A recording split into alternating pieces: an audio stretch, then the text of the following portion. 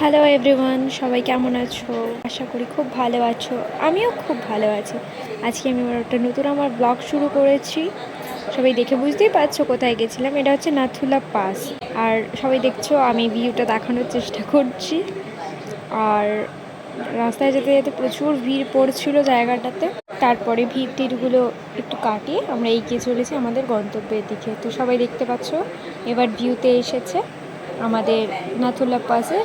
এইখানটার ভিডিওটা করেছিলাম কারণ এখানেই হরভজন সিং সোলজার যিনি ছিলেন তিনি এখানেই পাহারা দিতেন। এখানেই পাহারা দিতে দিতে তিনি মারা গিয়েছিলেন।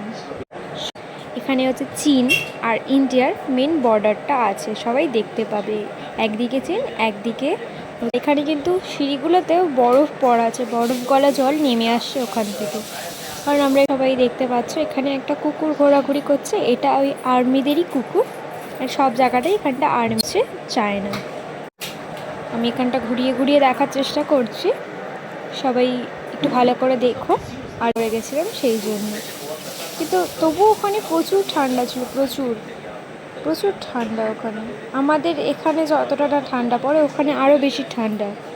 তাই জন্য কিন্তু ওখানের লোকেরা যারা আছে ওখানে দেখছি ওরা নর্মাল টি শার্ট পরে ঘোরাঘুরি করছে, কিন্তু আমাদের ওখানে গেলে সোয়েটার পরে যাওয়াটাই মাস্ট।